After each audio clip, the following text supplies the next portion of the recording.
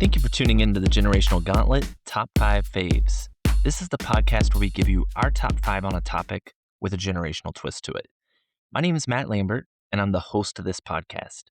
Each week, I bring in a guest who's from a different generation than me to discuss or debate our top 5 on a selected topic. Today, I am bringing back my good friend Adam Dillon, a Gen Xer, a Hamilton apologist, and a man who obviously is a glutton for punishment, as he's both a New York Giants fan and has agreed to come back on here with me again. So, Adam, welcome back. You've been requested by multiple people to make a return appearance, so I'm excited I could lock you in. I would say for anybody listening, don't let our West Virginia roots and our West Virginia accents distract you from the fact that both of us are huge hip hop fans. So, Adam, did you listen to hip hop your whole youth? Whole youth, no. I came into it a lot earlier than you did, obviously. But my dad played country and bluegrass growing up, so I've always been around music.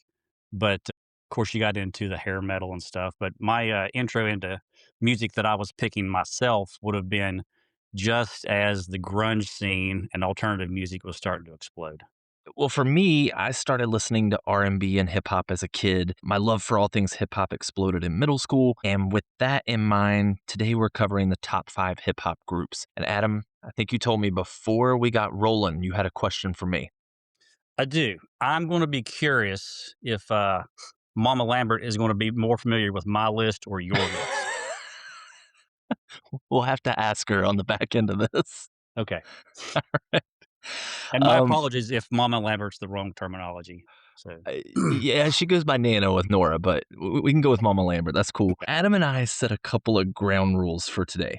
And for us, a group, well, obviously it has to be more than one person, but both of us agreed that a duo would qualify. However, we said that for it to qualify for our lists, these groups had to release at least one official album as a duo or a group, and they had to be an actual duo or a group. So we said somebody like Eminem and Dr. Dre, although they've been in a lot of songs together, they wouldn't qualify as a group for today. So if you're a first time listener to the podcast, here's how it works. Adam and I have each put together our own list of the top 5 hip hop groups. We do not know each other's lists, but I do know Adam pretty well, and he doesn't know this, but at the end of the episode, I'm going to see if I made a prediction on your top 5, Adam, and I'm going to see if I'm able to get any of your top 5. But Adam will kick things off. He's going to give his number 5 and why. I'll give my number 5 and why, and we'll keep it rolling until we get to our number ones. So, with that in mind, Adam, I'm going to kick it to you. Who's your number 5 hip hop group? Well, I'm going to start off with a little bit of a curveball and I'm going to cheat. I could not trim it down to 5. And since we're close to St. Patrick's Day, I had to start off with, I guess, would it be 5A or 5B would go first? Whichever, whatever.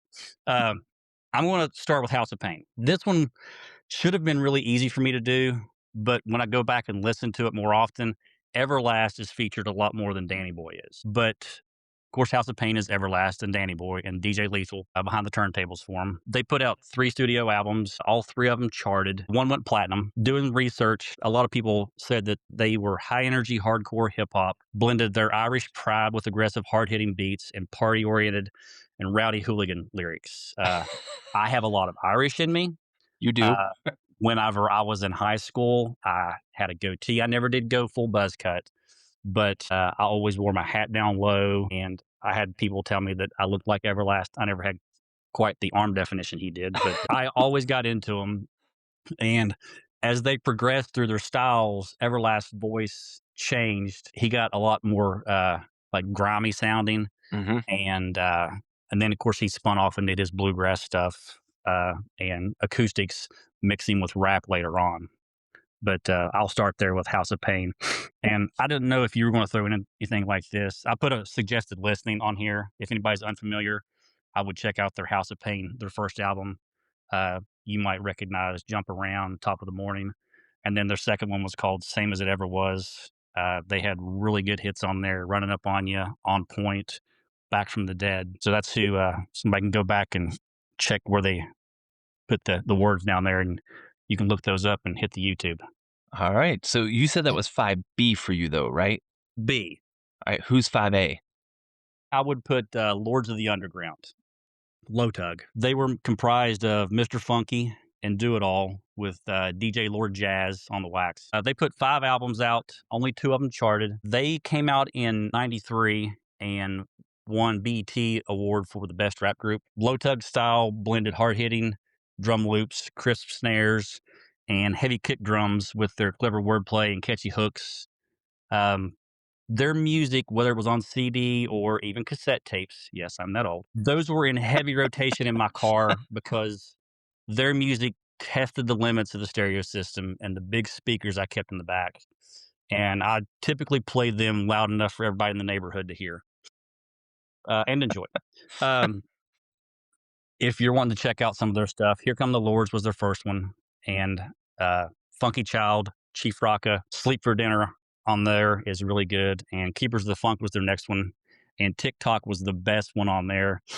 Uh, as I said, they put out 5 albums. I tried listening to some of their later stuff, and I just couldn't get into it as much. But their first two came out in '93 and '94, and if you are a fan of hip hop, I think you will enjoy them. So, Adam, I'm going to tell you, I don't even remember. What's the name of the 5A? What is it? Lords of the Underground. Lords of the Underground. I have Correct. never heard of them before in my life. I'm not going to Then lie you to you. don't check your text messages because I've sent you links to some of their music before. I I know just I have. I just made a dent in our friendship. I'm sorry. That's all right. Um, I'll send them later. what I like is I think our lists are going to be very different based on when we kind of like got into listening to hip hop, and I think that's cool. So my number five, I have one that is predominantly from the '90s. Well, actually, I'd say two, but one of them is my number five, and that's the Fugees. So ready or not, here I come with my number five. Adam, if you haven't caught on, I'm going to drop a lot of like really lame references from songs. But I'm going with the trio here. They've got one of the greatest female rappers of all time in the group, Lauryn Hill. The group dropped 2 albums together in '94 and '96, respectively. The '94 album was certified gold, but their 1996 The Score was a smash hit. It's been certified platinum 7 times. It's sold approximately 22 million copies, and it's one of the best selling albums of all time. It peaked at the top of the Billboard 200 in '96. It was the number one top R&B hip hop album for 8 weeks, becoming the longest running number one for a hip hop group. The album was the third highest selling album of 1996. It had hits like Killing Me Softly and Ready or Not. The Fugees would win the 1996 Grammy Award for the Best Rap Album and the Best R&B Performance by a Duo or Group for Killing Me Softly. I think the album still holds up, and when I looked at some data, it is the fifth most streamed hip hop album of the 1990s on Spotify. As I was doing my research, the Fugees popped up on various websites and networks as one of the greatest hip hop groups of all time. And there's a lot of artists from today, from the early 2000s, that credited them with their inspiration. So I put them at number five on my list because they've only got 2 albums together. But the 1996 album alone for me had to get them on this list. Adam, Fugees anywhere on your list? Was that anywhere in consideration for you? They are on my what did I call it? I called it my shout out because of legacy. Okay. They are Okay. listed on there. I do agree. Without Lauren Hill, they would not have mounted as much. But No, not at all. yeah, "Killing Me Softly" was a smash for sure. Mhm. Well, Adam, I'll hand it over to you for your number 4. Okay, number 4, and I was actually surprised I didn't put these guys higher, but when I started researching, I realized that although they did produce 7 studio albums, one of them was the one that I just kept in heavy rotation, and that's the Wu-Tang Clan. Um, they are not for everybody for sure, but as I said, they produced 7 studio albums, 4 went gold, 3 went diamond. Uh, their membership changed a whole lot after the first Mhm. album. But they started off with, I'm gonna do this slowly. They had Master Killa, the RZA, the Jizza, ODB, I did catch it, Inspect the Deck, Raekwon the Chef, You God, Ghostface Killer, and the Method Man. Meth was my favorite by far. Still is. He'll be part of another episode if I can ever talk you into that one. But Enter the Wu Tang, 36 Chambers, when it was first dropped, it hit 4.5 mics from the Source magazine. They later upgraded that to a 5 mic rating. They had an innovative, gritty sound mixed with unique lyrical approach blended with raw hip hop production of lo-fi beats, stripped down drums, and then with them adding in the dubbing of Kung Fu Audio was the chef's kiss to that album. Um, each member had their own style, their own flair they brought into the booth. Most of the members went off and explored solo careers on different record labels, actually getting different levels of success along the way. Mhm. As I said, they had 7 albums. I had to look them up to find out more than the 3 that I knew about. But if you put Enter the Wu Tang 36 Chambers in your car, don't put the kids in there because it is not going to be for them.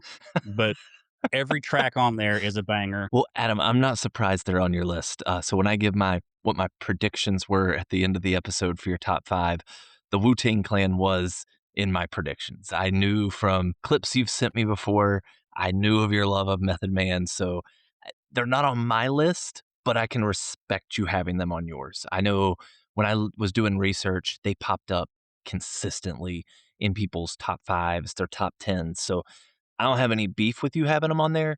I think for me, they just kind of predated where most of the artists I have fall in terms of when I hit my teenage years, which brings me into my number 4. From my teenage years, I'm going to let my millennial flag fly here, and I have the Big Timers popping up from my formative years, and that's the duo of Baby, aka Birdman, and Manny Fresh.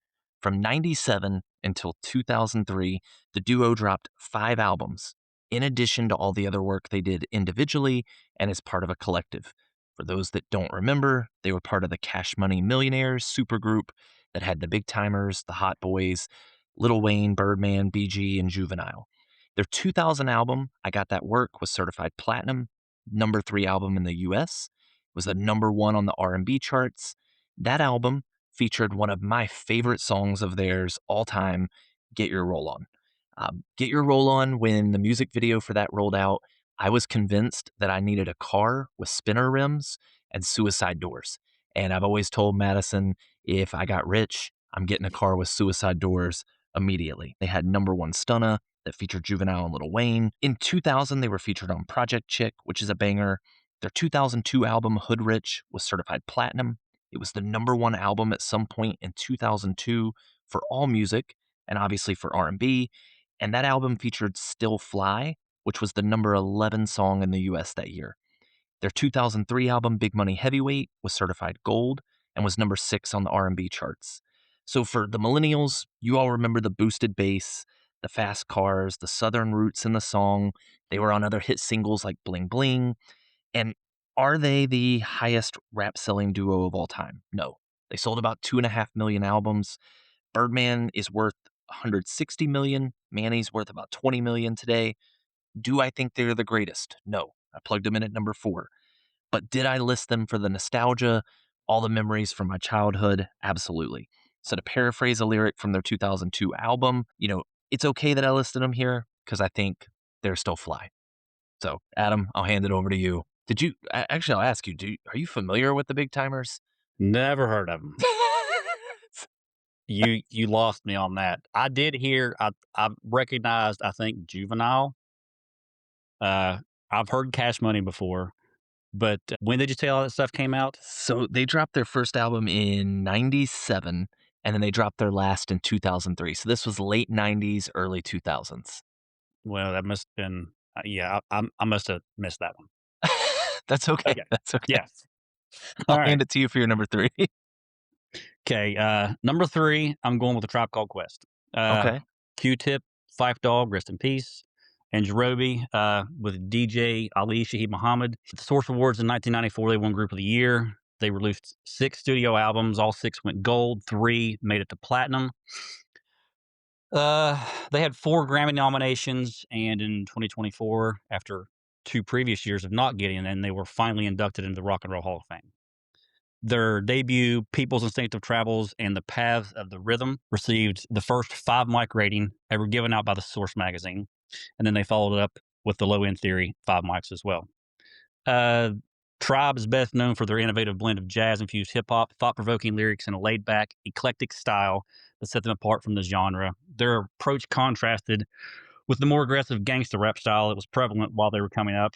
Um, they were known for their clever wordplay and storytelling, with Q-Tip's abstract observation, very often complemented by Fife Dog's energetic delivery. Of their 6 albums, I probably had 3 of them. My brother is actually who picked these guys up first, but Midnight Marauders was by far their best album, I think. It had Busta Rhymes on that one as well, but Award Tour, you may have heard of that one. Lyrics to Mhm. Go, We Can Get Down, and Steve Bitko was actually called Stir It Up. That's what people might actually recognize it as, but Tribe Called Quest had to be put on my list for sure. I did not have these guys on my prediction of your list. I'm gonna be honest, I'm very familiar with them, and I kind of forgot about them. I overlooked them while I was coming up with my list, but I know the song "Can I Kick It?" I liked it because, Yes, you it's can. yeah, very well played. I didn't even mean to set you up for that, but I liked it because, like, in a work context, you can play it and you're not worried about the content of that song. So it's one Correct. that's safe to play. Yeah, your list, I don't have any complaints about anything you've thrown out so far. Um, I'm curious if you hadn't heard of my number four. Are you familiar with 3 6 Mafia? I have heard the name. I probably couldn't pick them out of a lineup if they had Nick tags on. I love that we don't know like half of each other's lists. So my number three is 3 6 Mafia. And I want to be clear, they have released a ton of albums under various subgroups. The members have changed over time, but 3 6 Mafia dropped 9 studio albums from 1995 until 2008.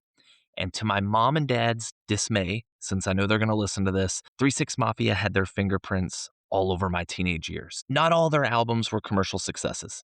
However, 1997's Chapter 2 World Domination was certified gold. Their 2000 album, When the Smoke Clears, 6661, was certified platinum, was the number 6 album in America that year. 2003, The Unbreakables was certified gold, was the number 4 album. Choices 2, The Setup, was ranked number 10 in 2005. 2005's Most Unknown was certified platinum, was the number 3 album of the year, and Last to Walk in 2008 was the number 5 album. Throughout the years, 3 6 Mafia has dropped some massive hits. Similar to Adam, trying to tiptoe around some things, I'm not going to mention the names of some of their most popular songs as they are questionable in title, and I know at least one kid listens to this because my daughter does. But I'll mention some of the safer songs. We've got Tear the Club Up, Stay Fly, which was certified platinum twice, Poppin' My Collar, which was certified platinum, and Doughboy Fresh, which was certified gold. As of 2016, the group had sold over 5.5 million albums. They won a 2006 award for Best Original Song, the 2008 American Music Award for Favorite Hip Hop Band, Duo, or Group, and in 2012, they were inducted into the Memphis Music Hall of Fame. Should I have been listening to them as a kid? Absolutely not. If you're familiar with 3 6 Mafia, the content of their songs, I never should have had them on my playlist. Do I think they still have some hits that I enjoy today? 100%. I know they had one song that failed to mention was in the Rocky, I think it's like Rocky 6, the one where Rocky comes out of retirement to fight. I think the song's called "It's a Fight" that they play on that movie as well. But I list them for the number of songs they had from my teenage and early childhood years. To quote 3 6 Mafia, they had me popping my collar, and I put them at number three even though I like the Big Tymers' music a little bit more, when I look at just, in terms of their albums ranking higher, overall sales, they had more than the Big Timers. So that's why I clocked them in at number three. So, Adam, you're not familiar with 3 6 Mafia at all? No, I Okay. don't believe I am. I'll send you a song later that I can't say on here that you've probably heard their work. Once you hear it, I think you'll know who 3 6 Mafia is. Did you really pop your collar? Seriously? Do you want the honest answer to that? If you want to keep your street cred, probably not. Let's just skip past that. Let's skip past that. Let's go to your number two. Okay, I'm hoping that your parents kept you into the correct hip hop scene, and I'm hoping my number two is going to end up on your list. If not, we'll have to have a longer conversation about it. Outcast comes in at number two. Andre and Big Boy, they helped bring in the Dirty South music. They had 6 studio albums. All of them hit platinum, and one Mhm. went diamond. They got a 5 mic rating from the source on Aquemini, which wasn't my favorite one, But they had 16 Grammy nominations, 6 wins. They made it into the Rock and Roll Hall of Fame in 2025, which me and the family watched that back in November. Their style was defined by innovative blend of Southern hip hop, funk, and experimental music, making them one of the most influential duos in music and urban culture. Their signature approach blended vibrant storytelling with very danceable grooves and memorable hooks, appealing to both hip hop purists and mainstream audiences alike. Andre 3000, his eccentric and flamboyant fashion choices mixed with Big Boy's slick street style, adding to the exciting layer of the visual storytelling. Um, they were one of the first hip hop groups that my wife, but at the time, girlfriend, way back before 2000 rolled around, she really got into Outkast uh, more so than a lot of the more hardcore gangster rap that I was listening to. So that got a lot of play while we were both in the car. Um, but going back to the suggested listening, Southern Playalistic Cadillac Music, their first album, start to finish, you can listen to the whole thing. Players Ball, Hootie Hoo, and Ain't No Thing were the big ones off there. Mhm. AT Aliens was great. Aquemini had a couple good tracks on there. Rosa Parks and Skewed on the Barbie. Stankonia with Mrs. Jackson, So Fresh and So Clean, and then Speaker Box, The Love Below was their uh, dual album they put out. That's when the splits started with them Mhm. because they both did their own CD with completely different styles on there. But Bow Tie, The Way You Move from Big Boy, and Hey Y'all and Roses from Andre on that one. Uh, but Outcast, it's not as safe as Tribe Called Quest because there is a little language, Yeah. but it's very enjoyable. So, and I'm hoping, I've got my fingers crossed. I'm hoping that I'm going to hear you spew about them as well. You will, but you're gonna have to put a pin in it because 'cause they're my That's number fine. 1. That's fine. So I'll hit you with my number 2. I'm very familiar with your number 2 because I have Outcast number 1. Are you familiar with Migos?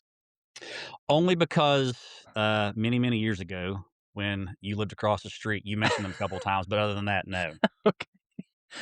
Well, it's funny because I mentioned, when I was preparing this, I have a story I'm gonna share about when I lived across the street from you. So, as a millennial, I think it was a requirement for me to list Migos.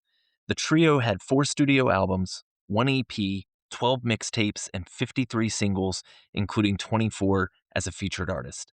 Their 2017 Culture album was certified platinum. It peaked at number 1 in the US.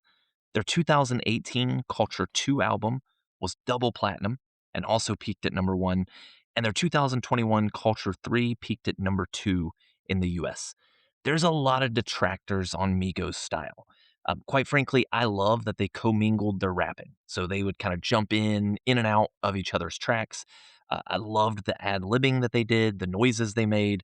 And numbers don't lie. They've had some massive hits. For the sake of time, I can't mention all of them. But if you're not familiar with Migos' work, here's some of their biggest songs.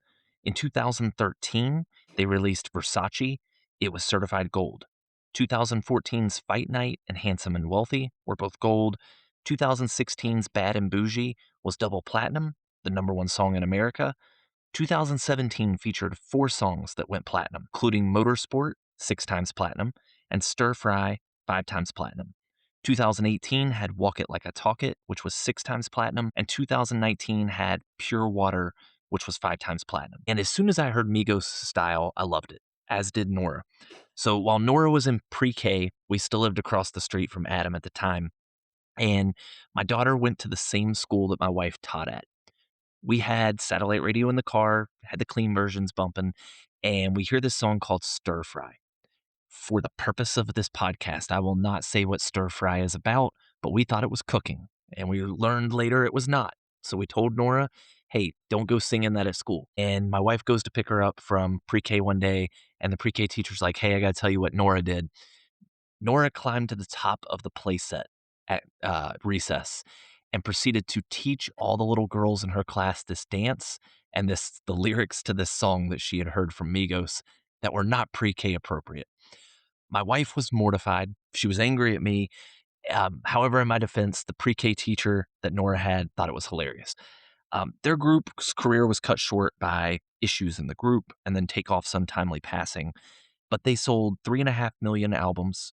Before Takeoff's passing, it was estimated that the trio was worth $80 million, and they've won 14 various musical awards, including BET Awards for the Best Group in 15, 17, and 2020, the iHeartRadio Music Awards for the Best Duo or Group in 2018, and the American Music Awards Favorite Duo or Group for a Pop Rock Group in 2018. So for all the catchiness of their lyrics, the hits, Nora causing chaos in West Virginia, and the fact that I find their albums to be bad and bougie, they're number 2 for me. So, Adam, if you're not familiar with Migos, I recommend you checking out Stir Fry, listening to the song that got Nora and me in a little bit of trouble with my wife. So it's a good jam. I will write that down. I can see you doing that right now. Yeah, I got my notes right here. So, Adam, I am very curious to hear your number 1 because I'm gonna be honest, I thought Outkast was gonna be your number 1. So who you got on the top of the list? Well, I'm glad I can surprise you, but as soon as it comes out, you're going to know. But I'm going to ask a question first. Uh, your mom got a drum roll before you did the Super Bowl halftime show. Are you going to give me a beatbox intro? I don't know if I have one. Hold on one second, let's see. Okay. You Now can I put got it in. drum rolls, I got clapping, I don't have any, I don't have Well, anything better like that. just ad lib it for me. Come on, let's hear your styling. Okay. Anyway, my number one, which is not going to be everybody's number one, and that's fine. I put the Beastie Boys at the top. The Beastie Boys, for me, at my age group, is and again, I'm being a white kid. Uh, they are the top. Uh, they had the King Ad Rock, Mike D, and MCA, rest in peace.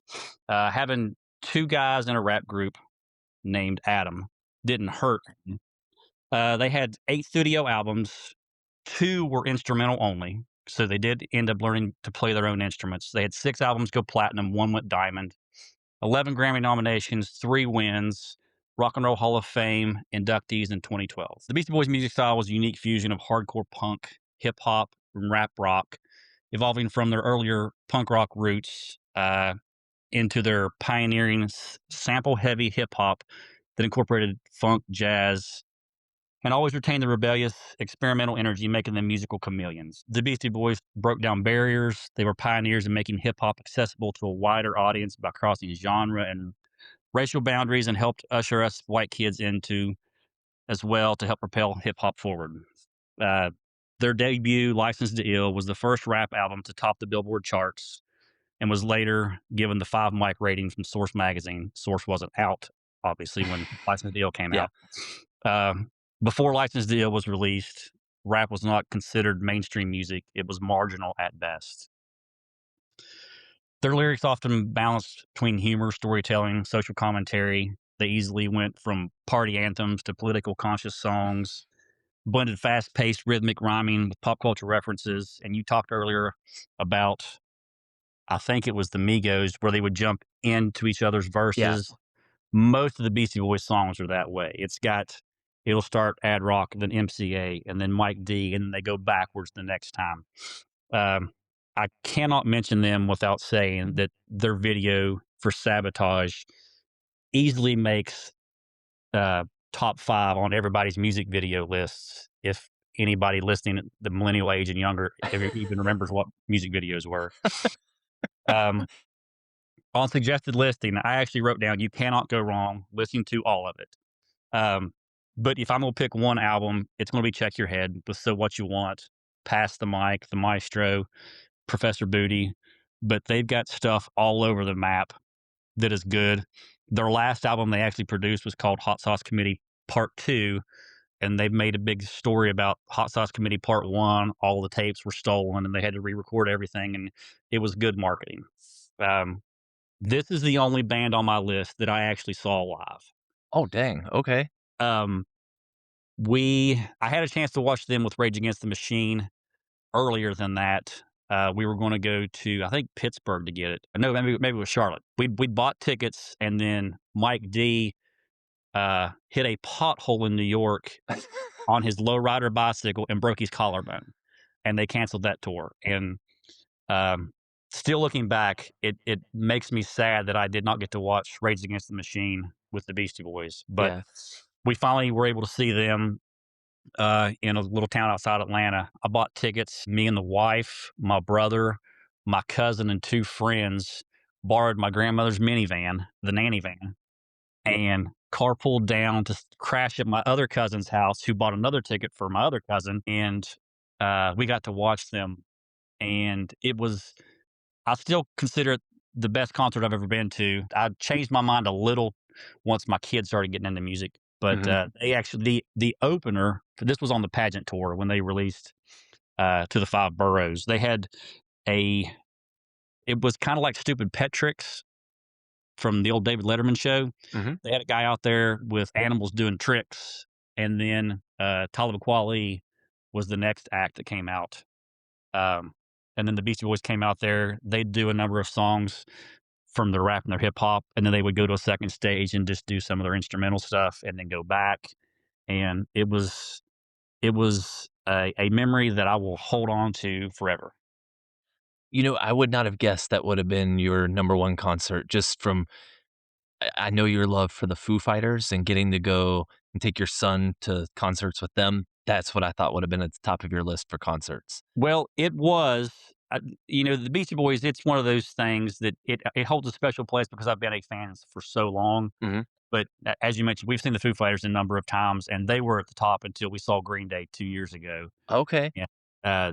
They played 2 albums, start to finish for Mhm. that tour, and my kid being as into it as he was helped make that show climb closer to the top. Makes sense. Adam, I will tell you, I figured the Beastie Boys was gonna be on your list. So, I wanted to tell you what my favorite Beastie Boys songs were because I knew you were gonna have them. I think my number 1 song for them is Intergalactic.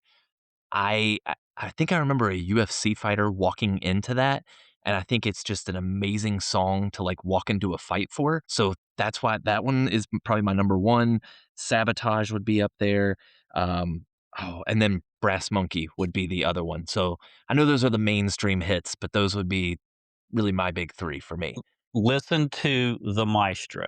The Maestro, You okay? said you said that was a fighter's Intergalactic was one a fighter's Mhm, intro. I always thought the Maestro would be a good one to come out to. okay.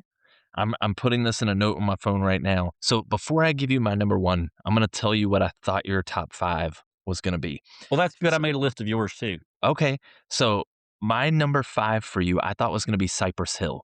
I was just thinking time frame wise, I don't know if you ever listened to Cypress Hill, but I was trying to come up with a 5th one. I didn't have a 5th one.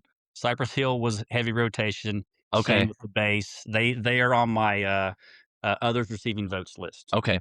I had House of Pain as number 4 for my prediction. That was your 5A, I believe, so Yes, not too five far B. off, or However, 5B. That's right. My number 3 that I had for you was Wu-Tang, so I thought they were gonna be higher. You had them 4, I had them 3. I had Beastie Boys as your number 2, so I flipped them and Outkast. I thought Outkast was gonna be your number 1. So, I should have known from knowing you that Beastie Boys would be up there. I didn't know if you were gonna go with your fandom or what you thought maybe had more awards. I didn't know which route you were gonna go. So well, here's the list I had for you before okay. you say your number one. I had Migos because that was the only one that I remembered hearing. I thought you'd talk about Belle Biv DeVoe and Kid and Play, Crisscross, maybe Third Base. You know what's funny is, my dad will be excited that you brought up Crisscross because I'm gonna make fun of my dad here. So when I was growing up, my dad would play them, and I was terrified of missing the bus for school, and he would if my mom had to leave early and he had to put us on the bus, he would play that song, "I Missed the Bus," while I ran in a panic through the house trying to get ready for school, and it just amused him. Like, I there's an episode that's gonna release soon where I talk about some trauma my dad caused me with horror movies. This was some other trauma my dad caused me in life was, making me think I was late for school and taunting me with it with Crisscross. Are those really did you come up with any real groups, or did you just make up this list on the fly? No, I made a fake list. I was actually going to try to put some stuff and try to get you convinced that some of those were on my list, but I couldn't do enough research. I at one time had 21 pages of notes and I was Oh trimming it my all down. gosh. Well, I went through just typing in stuff and just trying to condense, and it just ended up with I think I have 10 pages out here, eight. Okay. So Well, I It's also big type because I'm not, I'm oh, not a yeah, Gen you're I mean, or you're a Gen X, so you're yeah, getting up there you go. there. Thanks. Um, you already mentioned who my number 1 is. It was your number 2, and my number 1 for today is Outkast. And Adam, I had a feeling it was gonna be the one group that was on both of our lists because I don't think you can do a top 5 for a hip hop group without including them. You already said a lot of things about in terms of some of their sales, some of their albums. Um, I'm not going to repeat all that because you hit a lot of good stats on them. I look at Andre 3000 and Big Boy as the LeBron and Luca of the hip hop game. They're You just mean an the Michael and Scotty? I have so much I want to say, but I don't want to send us into a 2-hour episode That's all here. right. But yeah, if you want to go Michael and Scotty for you, I'm gonna go LeBron, Luca as just an unstoppable force. I think you mentioned it. They have 6 studio albums together, one compilation album. My introduction to Outkast was in 2000 with the Stankonia album, and the first song I ever heard from them was, and I'll use the shortened version of it, was Bob, B.O.B. Bombs Over And Baghdad, yes. yeah, oh, it's I'll play some older hip hop for Nora. She considers that older. So for her, if it's like early 2000s, 90s, it's early for her. That is probably one of her favorite what she deems an older hip hop song. She loves that song. Miss Jackson was a banger, so that was my introduction to Outkast. I remember the Speaker Box album you were talking about earlier. Some fantastic hits on there. I loved how Hey Yeah was uh, so catchy and so many like just good lines you could use in there. Very a song that you could just quickly repeat. Uh, a couple things I'll add in. Outkast has sold over 20 million albums as a group. They're worth over $100 million combined. And I looked on, and I think this might have been according to Wikipedia. So if the numbers are wrong, don't at me. But by my math, they had won 35 various awards, including numerous awards for Best Group with the BET Awards, the American Music Awards. And when I was doing research on this, most websites had them either number 1 or number 2 in terms of the top hip hop groups. So Adam and I both mentioned it for the number of hits they've had, the money they've brought in, the albums they've sold, just their total impact on the game of hip hop. When I look at Outkast, I have to steal their own lyric. I like the way you move. That's how I feel about them. Adam, I just saw your face, so I gotta drop a lame lyric to end this thing. So, Adam, I know you came up with some very weird groups that you thought would be on mine, but what beef do you have with my list today? Uh, other than the Big Timers would be the only one, I guess. Okay, Because I had heard 3 6 Mafia at least. I don't know if I'll listen to the Big Timers or not, but as I mentioned earlier, I did have others receiving votes. I had Cypress Hill on there. okay. La Coka Nostra, they're kind of newer. They also have the guys from House of Pain with Ill Bill and Slain. Mhm. It's not kid friendly, by the way, but I do like it. Onyx, another older group, I'm and then familiar I with had some them. lesser groups that I really liked: Funk Dubious, Fushnikins, Lords of Brooklyn, and Hieroglyphics. I had shout outs because of Legacy, if nothing else, with Run DMC, NWA, Public Enemy, Salt and Pepper needs to get votes as well. De La Soul and the Roots, and I had the Fugees on here. So You had a lot of the groups I looked at. I will say, there was a group that I almost put at number 5, but they just didn't have enough good songs, and that was G Unit, 50 Cent's group, just because I remember I think it was like their '03 album or '04 that came out. I had it playing on repeat in my car, but in good faith, I couldn't put G Unit on the list over the Fugees. I was like, "There's no way." So yeah. it's I don't know about you. I found this to be more challenging than I expected to come up with just 5 groups. Well, that's why I went with 6. But like you mentioned earlier, and the rules we dictated early on, I was close to putting Method Man and Redman on my Oof, list makes sense. because they have put out more than one album together with both getting top billing.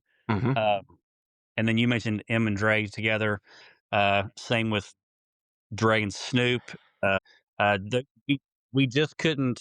We had to draw lines somewhere. I was thinking of the old show, "Whose Line It Is It?" Excuse me, "Whose Line Is It Anyway?" with Drew Carey, where he said the rules are made up and the points don't matter. We had to have some kind of rules to get in some lines uh, to make this thing. to where we could actually get the reins on it. We did, because if we were throwing in just duos that weren't official, Snoop and Dre would have been on my list. I mean, Yeah. that's a given, but I I like the parameters we set, and I do like that even though we came at it from different generational angles, which is the point of this podcast, you came with, when was your time that you were really your formative years listening to hip hop? I came with mine. It's interesting that we still ended up with a group that was number 2 on your list and number 1, which I think just shows how good of a group that is if they make both of our lists being as different as they were. Well, you were almost an adult, I guess, whenever, or maybe you were. I guess you did have the kid when you moved in. Did you, in your high school, college years, did you have a vehicle with mirror rattling speakers in it? Um, no, uh, I think I blew the speakers in my car. I didn't have subwoofers in the ride. Uh, in the episode that just released with my mom, and for people that are listening, we record these weeks in advance. Um, I had a laser light on the dash of my purple 96 Lumina, so every time the bass hit, the light would light up, and how I didn't wreck the car, I don't know, because it was blinding me all the time. When every time the bass would slap, the car would light up with purple. I don't know how I didn't get pulled over by the cops. Well, we at one time, it wasn't my first car. My dad had a used car lot, so we had many, many different vehicles. But when I finally settled in the Mustang that I kept for the longest time, the hatchback, we ended up stealing my mom's speakers out of the living room and wired them into uh, the hatch. And then finally, when I got around to getting a little bit of money after working a little bit, I did end up with some 12-inch kickers in the back. So I rattled many a window driving up down the road. I wish you would have had that when I lived across the street from you, because And I would also like to point out for the people who think rap and hip hop is just terrible music, I think you and I both turned into quite functioning adults. yeah, we didn't pick up any bad habits from it. Adam, any closing thoughts from you today on hip hop groups or anything we've chatted about this evening? Just to follow up from our closing from episode 9, I believe someone that's on this call said they were going to watch Hamilton. I'm gonna out you now and ask you. Um, that's a negative, sir. I haven't watched it yet. So you're a really good friend then. I've been busy with this podcasting thing. This is what Okay. I do in my free time now. So it's Okay. kind of have an excuse, right? Yeah. Well, if people are listening and didn't get enough nerd from the two white guys talking about hip hop, we also talked about superheroes on episode 9 too. If you want to get that kind of nerd on. We did. So if this is your first foray into the podcast, Adam, this is his second time being on here. Give him some love. Go check out his other episode as well. So, Adam, I thank you for jumping on here with me for one of my favorite topics when it comes to hip hop music. And as always, I appreciate all of you all that are checking us out. Please subscribe, leave us a 5-star review, and let someone know to give this podcast a listen. If you aren't already following us on social media, we can be found at both Facebook and Instagram. And finally, I want this podcast to cover topics that interest you. If you have a top 5 list that you want us to rank, I take suggestions at generationalfave5 at gmail.com. That's generational, FAVE, the number 5 at gmail.com. Thank you all for tuning in.